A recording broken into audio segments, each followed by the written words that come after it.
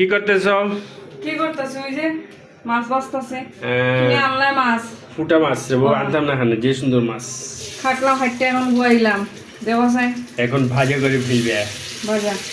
তুমি তো বাজে খাইবে না নি? হয় হয়, ভাজা খাইমু। এই ভাজা দিয়ে ওই দিব আমরা মানুষ তিনজন। মানুষ ভাজা হচ্ছে অবশ্যই মাস্টার ওয়েল সরিষা তেল দিয়ে আমরা খাওয়া দাওয়া করি আমরা সরিষা তেলে। সরষের তেল খানিটা খাইতে লাগি ভালো হয়। ভালো। আর এই যে সরিষা তেল ফেনা উঠছে, সরষের তেলে ফেনা উঠছে, সরষের তেলে ভাজা দিয়া আর কি জেং সাথে শুকনা মরিচ দিয়া খাইলে। আগেকার দিনে সরিষা তেলেই খাইতো আর মানুষও সুস্থ থাকতো। এখন কত ধরনের তেল আইছে বাজারে আর কত ধরনের ঝামেলা আইছে মানুষের শরীরে, ঠিক না? আগে এক তেল ছিল, অসুখের মাত্রা কম ছিল। এখন হরেক রকমের বাজারে তেল, হরেক রকমের ঝামেলা। এই দেখুন সরিষার তেল অল্প তেলে ভালো রান্না। এই যে উপরের দিকে ফেনা উঠে যায়। এই যে এখন এই সবগুলো শুকনা মরিচ ভাজবো, ভাজা খাই না। ধুয়ে দিছ না ডাইরেক্ট নিয়ে? শুকনা মরিচ দিতাম খালে। তুই তাই না? কি কিতা হোক দেখি তেল গরম হয়েছে না নাকিটা?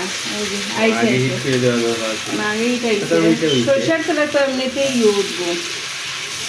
অনেকে সরিষার তেল দাম মনে করে যে না সরিষার তেলে এত টাকা এই সেই, আসলে কিন্তু এই সয়াবিন সরিষার তারতম্য করে হিসাব করলে একই। কারণ সরিষার তেল অল্প তেলে রান্না হয় অনেক। অল্প তেলে, একেবারে অল্প তেলে হয়, কারণ জেং আছে তো এই কারণে ওই যায়। আর সরিষার তেল লাগে কম। লাগে কম। এই যে এখন যদি এখানে সোয়াবিন দিয়ে এরকম একদম মাছ ডুবাইতে হইতো তাহলে অনেক তেল লাগতো, কিন্তু সরিষার তেল মাছ ডুবে গেছে, এত তেলও লাগে না। এই যে আমরা দুইজন মানুষ এইগুলো বাজা হইলে আমরা খাই না। আরিয়ান আছে সাথে, আরিয়ান আছে, আরিয়ান কম খায়। তিনজন মানুষ, ও এক পিস খাবে, আমরা একটু বেশি খাই, তারা খাইতে পছন্দ করে। ভিউটা দেখাচ্ছেন, অনেক সুন্দর ভিউ। এইদিকে আমি রান্নাঘরে রান্না করতেছি আর বাইরে ভিউ দেখতেছি। অনেক সুন্দর ভিউ। আজকের প্রকৃতি অনেক সুন্দর। তুমি আমার হাতটা দেখাও না, এখানে কি অবস্থা করতে গিয়ে কত ঝামেলা, কত কথাবার্তা। এই যে আমি বারবার করে আমার আটটা দেখাইবার লাগে। এই যে আমার হাত তুলতে গিয়ে একবার ফেলে যদি দেবো না, আমি দেখা যায় যে একবার মশলা মাখা হাত, মশলা মাখা রান্না করে। এই হইলো ভিউ, যেটা দেখাইলেই ফর ইউ।